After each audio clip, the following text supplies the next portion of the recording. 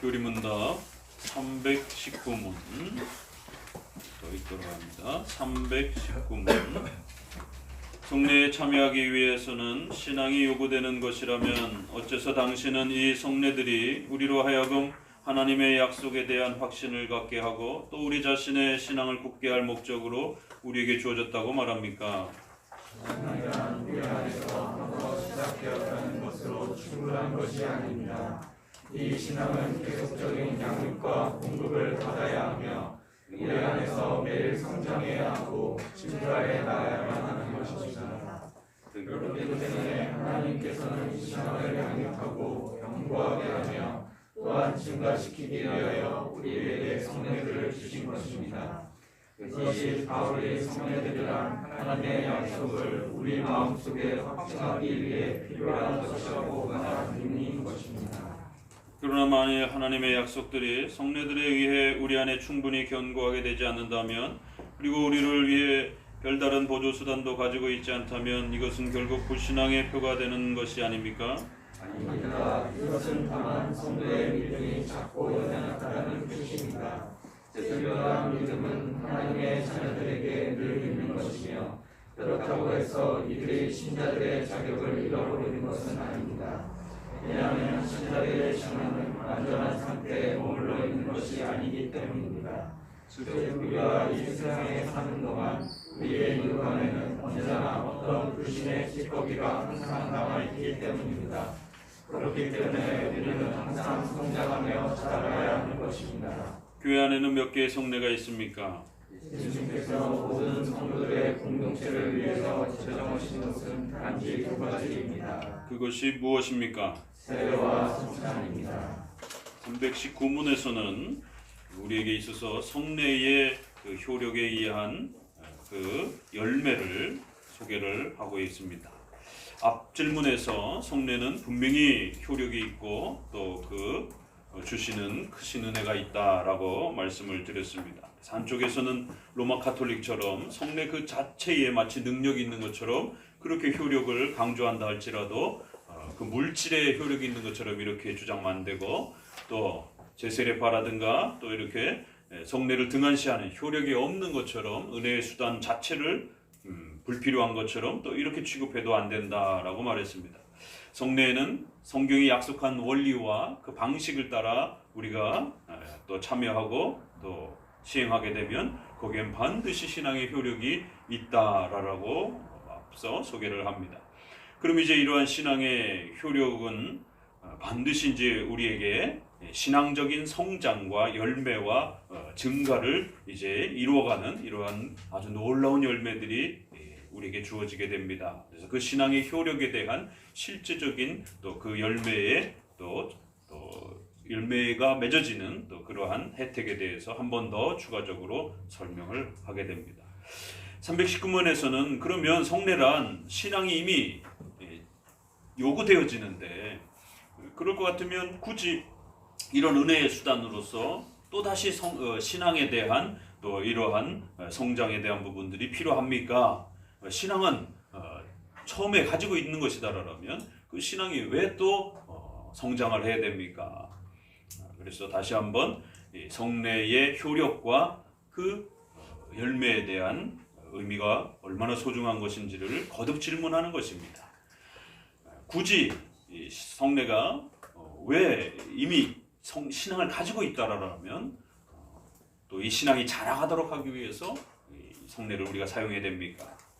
그러니까 신앙의 성질에 대해서도 묻기도 하는 것이기도 합니다. 신앙이란 그저 한번 주어지면 그것으로 끝 아닙니까? 이렇게 질문하는 것이 아닙니다. 신앙은 살아있는 것입니다. 그래서 이제 신앙이 없던 사람이 하나님의 은혜로 신앙을 갖게 되고 그래서 예수님을 사랑하고 또 하나님을 믿는 이러한 새로운 믿음을 갖게 됩니다. 그런데 이 신앙, 믿음은 그저 한 번 생겨지는 것으로서 완성되는 것이 아니라 그 신앙은 한 번 새롭게 변화되기 시작하게 되면 계속 자라가야 된다는 거예요. 그래서 마치 살아있는 그러한 존재인 것처럼 끊임없이 이 신앙을 잘 관리를 해가야 된다는 것이. 그래서 신앙은 꾸준히 관리하지 않으면 신앙이 곤두박질 치면서 또 우리의 신앙이 망가지기도 하고 또 어려움에 빠지기도 한다라는 것이, 그래서 냉랭해지기도 하고 또 그 신앙이 어려움에 또 처하기도 한다라는 것입니다. 또 신앙은 외적인 이러한 수단들을 잘 사용하면 신앙은 또 계속 성장하고 자라가는 성질이 있다는 것이. 그래서 신앙은 이렇게 고정되어 있는 것이 아니라 신앙은 아주 살아있는 그러한 생명체처럼 끊임없이 이렇게 성장하고 자라가는 성질이 있는 것입니다. 그래서 한편으로는 신앙의 성격을 이야기하면서도 그렇기 때문에 이 신앙을 잘 성장케 하고 자라가게 하기 위해서는 외적인 그러한 신앙의 수단들이 필요한 것입니다. 자, 319문과 320문에 계속 반복적인 표현들이 나오죠. 그렇기 때문에 이 신앙은 양육을 받아야 되고 공급을 받아야 되고 매일 성장해야 되고 그래서 증가해 나가야만 합니다. 그렇기 때문에 하나님께서 신앙을 양육하고 견고하게 하며 증가시키기 위해서 외적인 그런 수단들을 준 것입니다. 무엇을 가르치려고 하는지 알겠죠? 신앙은 성장해야 된다는 거예요. 신앙은 자라가야 된다는 거예요. 그래서 하나님은 이런 외적인 수단들을 통해서 우리 마음속에 신앙에 대한 이러한 견고함들을 확증해 주기 위한 이러한 부분들을 세워주셨다는 거예요. 320문에도 그러면은 이제 우리 안에 충분히 그럼 견고하게 되지 않는다라면 그러면은 이 외적인 수단을 우리가 잘못 사용한 겁니까? 신앙의 이러한 성장의 성격에 대해서 계속 이야기하는 겁니다. 그래서 신앙의 이런 외적인 수단들은 반드시 효력을 일으켜주고 그래서 그 효력을 통해서 우리의 신앙은 한 번 성찬에 참여한 것보다 두 번의 성찬에 참여할 때 또 세 번의 성찬에 참여할 때 우리 성도들의 신앙이 자라간다는 거죠. 성장하고 자라가고 양육을 받고 공급을 받고 증거해가고 이 질문 안에 얼마나 그 비슷한 표현들이 계속 쏟아져 나오는 거예요. 그래서 신앙은 양육을 받아야 된다는 것, 성장해 가야 된다는 것. 그런데 이게 눈에 보이는 것이 아니기 때문에 신앙의 성장은 반드시 공적인 이러한 예배를 통해서 또 하나님의 말씀을 영의 양식으로 설교를 통하여 먹고 마시는 것을 통해서 또 이런 외적인 수단을 통해서 예수 그리스도의 살과 피를 또 우리가 믿음으로 먹고 마시며 그 그리스도와 하나가 되는 이러한 또 외적인 은혜의 수단들을 통해서 우리의 신앙이 자라간다는 것입니다. 그래서 신앙은 그냥 가만히 방치해 두게 되면 저절로 자라가는 게 아니에요. 그래서 은혜의 수단이라고 하는 말씀, 성례, 기도 이런 부분들을 부단히 사용하셔야 됩니다. 주중에도 여러분의 가정 속에서 매일매일 성경을 읽어가시고 또 가정 안에서 가족들과 함께 기도하고 또 여러분의 일터 속에서도 시시때때로 말씀을 묵상하고 기도하는 이러한 신앙의 돌봄이 있어야 끊임없이 신앙이 자라가는 것이에요.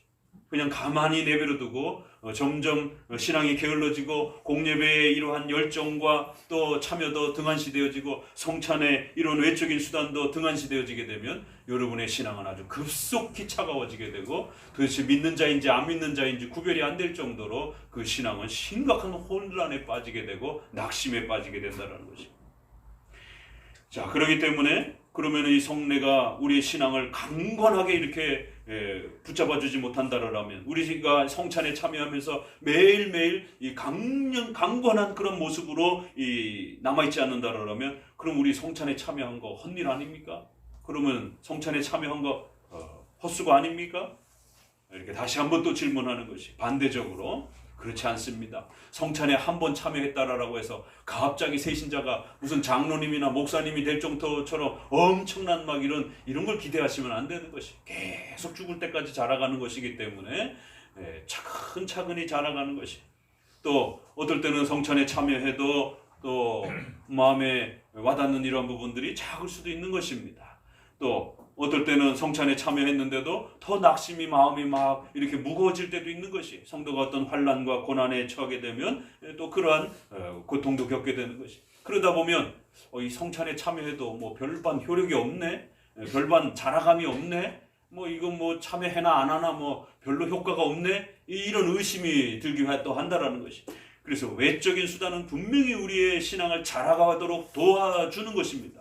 그럼에도 우리 성도들은 성찬에 부단히 참여하는 훈련을 해가야 되는 것이지 그저 한두 번 참여했다라고 갑자기 신앙이 막 쑥쑥쑥쑥 막 성장하고 이런 게 아니다라는 것이 우리의 믿음의 연약함 때문에 성도의 믿음이 작고 연약하다는 표시입니다.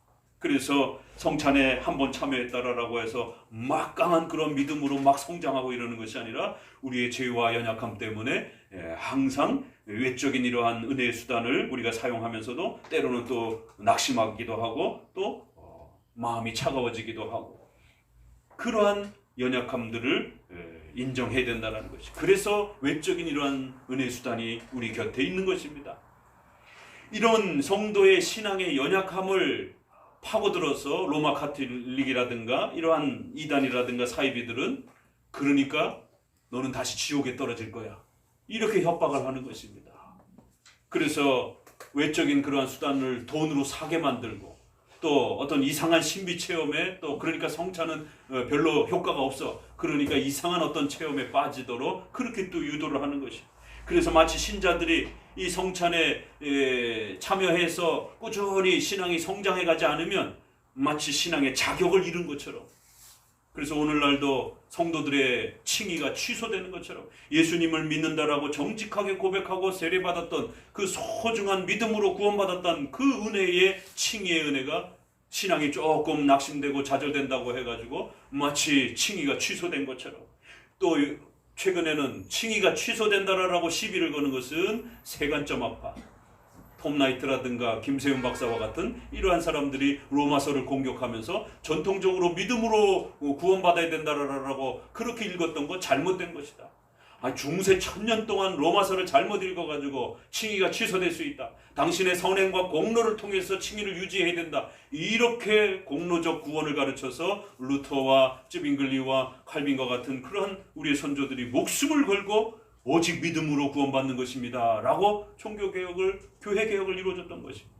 그런데 500년 뒤에 다시 또 신학자들이라고 하는 사람들이 등장을 해서 오직 믿음으로만 구원받는 것이 아니라 구원받고 난 뒤에 선행과 또 이러한 착한 행실들을 통해서 우리의 칭의를 우리 스스로가 유지해내야 된다라고 하는, 이런 기가 막힌 일들이 또다시 번복이 되는 겁니다.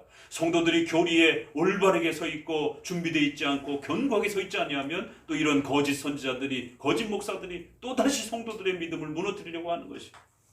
톰 나이트나 김세윤 박사의 책을 얼마나 많이 청년들이, 한국계 청년들이 즐겨 읽는지 모릅니다. 거기에 어떤 매료됨이 그렇게 또 있는 것입니다. 그런데 또 최근에는 페더럴 비전이라 해서 페더럴 언약이라고 하는, 이걸 굳이 한국어로 번역한다라면 새 언약 관점, 이쪽은 칭의와 관련해서 새 관점 학파라고 말하고 이쪽은 언약과 관련해서 새 언약적 관점이라고 이렇게 표현할 수 있는 것이죠. 은혜 언약을 공격하는 것이, 은혜 언약이 취소될 수 있다라고 말하는 것이, 예수 그리스도를 통하여 우리가 하나님의 자녀가 되고 하나님은 우리의 아버지가 되신다라고, 칭의의 다른 말이에요. 그걸 언약적으로 표현할 뿐입니다. 그런데 또 그 언약을 집중적으로 공격하면서 웨스트민스터 대의리 문답의 31문에 은혜 언약은 누구랑 맺습니까? 라고 하니까 예수 그리스도와 그 택자와 그 자손들입니다 라고 웨스트민스터는 그렇게 되어 있는데, 그걸 공격하면서 은혜 언약은 취소될 수 있습니다. 은혜 언약은 불신자와 택자와 맺어지는 것입니다. 그렇기 때문에 당신이 언약을 하나님 앞에 충실히 행하지 않는다라면 결국 그 언약이 취소될 수 있습니다. 주일 성수 잘못하면, 또 선행을 잘못하면 칭의와 은혜 언약이 취소될 수 있습니다. 이렇게 또 공격하는 것이, 여기에 한국교회의 많은 목회자들과 성도들이 열광하고 있습니다. 결국에는 성도들의 선행과 이 착한 행실에 대해서 불만을 품기 시작하면서 크리스찬들이 왜 이렇게 생활이 엉망인가에 대해서, 또 대형교회에 대한 이러한 그 불평 불만에 쌓여 있다가 결국 그러한 것들이 성도들의 윤리와 이러한 또 성품에 대한 부분들이 공격되어지면서 결국 그 핑계가 언약을 공격하는 쪽으로 그렇게 돌아서 있는 것을 보게 됩니다. 그래서 결국 이쪽이나 구원이 취소된다, 성도의 자격을 잃게 된다라고 자꾸 협박하는 것이에요. 구원파가 한번 구원받으면 무슨 짓을 해도 나쁜 짓을 해도 구원받는다라고 하는, 그래서 그 구원의 원리를 너무 지나치게 운명론적으로 그렇게 강조를 해서 구원파라라고, 이렇게 우리 한국에도 유명한 또 이런 사회적 사건과 관련해서 구원파라라고 하는 이단이 있습니다. 그러나 우리 장로교는 그렇게 구원파처럼 칭의를 말하는 건 아니에요. 비슷하게 보여질 수도 있습니다. 우리는 예수 그리스도를 통해서 한 번 칭의받으면, 한 번 은혜 언약에 참여하게 되면 예정된 자들은 절대로 그 구원의 은혜가 취소되는 게 아닙니다. 예정의 자격이 취소되는 게 아니에요. 그렇다고 해서 막 살아도 된다는 얘기는 아닌 것입니다. 이러한 구원의 신비로움을 잘못 이해해서 성도들의 신앙이 조금 낙심되어지고 성도들의 신앙이 조금 이렇게 느슨해지는 그 틈을 파고들어서 너 그러다가 지옥 가, 이런 식으로 협박을 하면서 성도들의 신앙 고백을 위협하며 핍박하면서 성도의 자격을 잃어버리는 것처럼, 벌써 500년 전에 우리의 선조들은 이러한 공격들이 그 시대도 있었기 때문에 성도가 진정으로 예수 그리스도를 믿고 공적으로 세례를 받았으면 그 신앙은 취소가 되는 게 아니다라는 것이, 자격을 잃는 게 아니다라는 것이. 비록 성도들이 때로는 열심히 못해서 낙심이 되고 또 좌절도 되기도 하고 신앙이 또 이렇게 느슨해지기도 하는 건 사실이에요. 그러나 그렇다고 해서 예수 그리스도의 피의 은혜가 마치 무능력한 것처럼, 성도들의 그 선행의 등한시함 때문에 마치 그리스도의 피의 능력이 무능력한 것처럼 그렇게 말해서는 안 되는 것이. 성도들의 느슨한 생활은 그건 성화적으로 책망해 주면 되는 것이지, 그렇다고 해서 예수님의 피의 희생과 은혜가 마치 무능력한 것처럼 그래서 막 취소도 됐다가 다시 또 정상으로 됐다가 이렇게 되면 그리스도의 피의 능력이 무가치해지고 무능력해지는 이런 심각한 일이 벌어지는 것입니다. 이쪽 책망한다고 이쪽을 무너뜨릴 수는 없는 것이에요. 예수 그리스도의 피의 능력은 강력하게 보존하면서 성도들을 성화적으로 책망하고 더 열심히 해야 된다라고 또 격려하면 되는 것입니다. 그래서 성찬이 필요한 것이, 성도들의 그 연약함을 격려하고 도와주고 성장하고 자라가도록 그렇게 은혜의 수단은 우리의 연약함 때문에 하나님이 세워주신 것이다라는 거예요. 그 성도들의 연약함을 빌미로 삼아서 마치 그리스도의 피의 능력이 없는 것처럼, 하나님의 선택의 능력이 마치 무능력한 것처럼, 그래서 하나님의 선택이 막 취소되었다가 다시 또 원상복귀됐다가 막 이렇게 말하면 큰일 나는 것입니다. 그렇게 되면 하나님과 그리스도의 은혜와 능력을 무능력하게 만드는 그런 심각한 교리가 되어버리는 것이. 그래서 성도들의 연약함을 연약함대로 이해하고, 그래서 하나님이 세워주신 이러한 성찬을 통하여 성장하고 자라가도록 도와주는 이러한 은혜의 수단을 잘 이해하면 되는 것입니다. 그래서 오늘은 다시 한번 성찬의 그 효력에 대한 부분에 있어서 신앙의 성질과 또 그 신앙은 계속해서 성장하고 자라가야 된다라고 하는 이러한 성례의 특징을, 왜 성례가 세워진 것인지, 바로 우리를 도와주고 세워주고 자라가도록, 성도들의 신앙이 자라가도록 그렇게 돕기위한 것이라는 것이. 그렇기 때문에 성경에서 이렇게 소중하게 세워준 성찬은, 성례는 오직 두 가지, 세례와 성찬뿐입니다. 그래서 로마 카톨릭에는 성례가 너무 많아서 7개나 되는 것이고, 제세례파라든가 한국의 복음주의권에서는 아예 또 성례 자체를 등한시 여겨버리고 성령 세례라든가 이런 식으로 해서 신비 체험이라든가 이런 식으로 또 성경에도 없는 그런 성례를 또 나름대로 만들어가서 또 하나님의 이 소중한 질서를 망가뜨리는 것을 보게 됩니다. 하나님이 약속해 주신 그 세례와 성찬을 사용할 때만이 은혜의 수단으로서 성도들의 믿음이 자라가는 것입니다. 다시 한번 이 귀한 성례의 가치들을 우리 성도들의 마음속에 잘 새겨두시기를 바랍니다. 기도. 존귀와 영광과 찬양